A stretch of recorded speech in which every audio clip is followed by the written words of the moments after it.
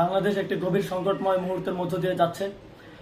এখন পর্যন্ত আমাদের প্রাপ্ত খবর অনুযায়ী আওয়ামী লীগ, ছাত্রলীগ, যুবলীগের সন্ত্রাসীরা গুলি করে কুপিয়ে প্রায় 30-এর অধিক শিক্ষার ছাত্র জনতাকে হত্যা করেছে এবং দিন শেষ হতে হতে এই সংখ্যাটা কোথায় গিয়ে দাঁড়ায় আমরা জানি না। এরই প্রেক্ষিতে আমরা একটি সিদ্ধান্ত নিয়েছি, আমাদের একটি জরুরি সিদ্ধান্ত মোতাবেক আমাদের যে 6 তারিখের যেই লং মার্চ টু ঢাকা কর্মসূচি ছিল সেটাকে আমরা একদিন এগিয়ে নিয়ে এসেছি, অর্থাৎ আগামীকাল 5ই অগস্ট সারা দেশের মুক্তিকামী জনতাকে ঢাকার উদ্দেশ্যে রওনা হওয়ার জন্য আমরা আহ্বান জানাচ্ছি। যারা পারবেন, যাদের পক্ষে সম্ভব হবে, আজ রাতেই আপনারা ঢাকার উদ্দেশ্যে রওনা হয়ে যান। আমরা আগামীকাল সারা দেশের মুক্তিকামী জনতাকে ঢাকায় আসার আহ্বান জানাচ্ছি। বিশেষ করে ঢাকার আশেপাশে যে জেলাগুলো আছে আপনারা দায়িত্ব নিয়ে মসজিদের মাইকে ঘোষণা দিয়ে যাদেরকে পাবেন সবাইকে নিয়ে ঢাকার উদ্দেশ্যে রওনা হন। এই লড়াই আমাদের জন্য একটি চূড়ান্ত লড়াই। আমরা চূড়ান্ত ঘোষণার জন্য প্রস্তুত, আমরা গণভবনের দিকে যাত্রার জন্য প্রস্তুত এবং সেই উদ্দেশ্যেই আপনারা সবাই ঢাকা আসুন। আমরা আপনাদের সবাইকে নিয়ে আমাদের চূড়ান্ত দাবি আদায়ে এগিয়ে যাব।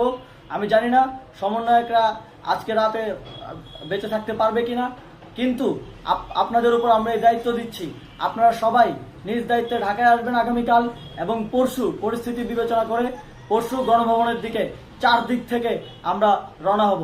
আমরা খুব আতঙ্কের সাথে লক্ষ্য করছি যে ছাত্রলীগ, যুবলীগ এবং আওয়ামী লীগের গুন্ডারা পুলিশের অস্ত্র দিয়ে পর্যন্ত সাধারণ জনগণের উপর হামলা করছে। কিন্তু একটি সুখের খবর হচ্ছে সারা দেশের বিভিন্ন স্থানে সেনাবাহিনী ছাত্র জনতার পক্ষে দাঁড়িয়েছে, আবার কিছু কিছু জায়গায় যেমন মিরপুর ও মোহাম্মদপুরে সেনাবাহিনী ছাত্র জনতার বিপক্ষে দাঁড়িয়ে গুলি চালাচ্ছে।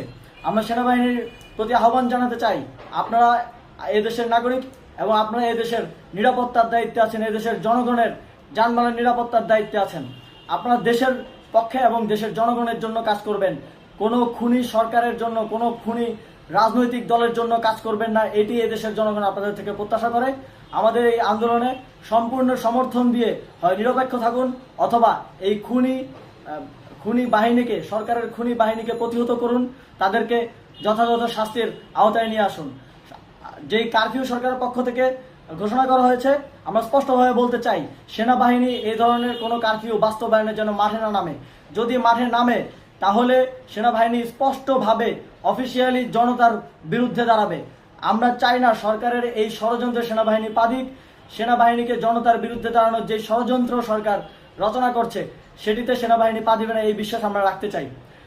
আওয়ামী লীগ আজ সারা দেশে তাদের খুনি বাহিনীকে নামিয়ে দিয়েও ছাত্র জনতার প্রতিরোধের মুখে টিকতে পারেনি। রাজপথের পরাজিত শক্তি হিসেবে তারা সেনাবাহিনী সহ অন্যান্য বাহিনীকে আমাদের বিরুদ্ধে কাজে লাগানোর চেষ্টা করছে। এই চেষ্টাকে, এই ষড়যন্ত্রকে ব্যর্থ করতে হবে এবং আগামীকাল সারা দেশে মসজিদে মসজিদে ঘোষণা দিয়ে ঢাকার উদ্দেশ্যে আপনারা রওনা হন। প্রত্যেকটি পরিবার থেকে অন্ততপক্ষে একজনকে ঢাকার উদ্দেশ্যে রওনা করে দিন, এই ইতিহাসের সাক্ষী হতে, একটি নতুন বাংলাদেশের অভ্যুদয় ঘটানোর একজন কর্মী হতে। ধন্যবাদ সকলকে।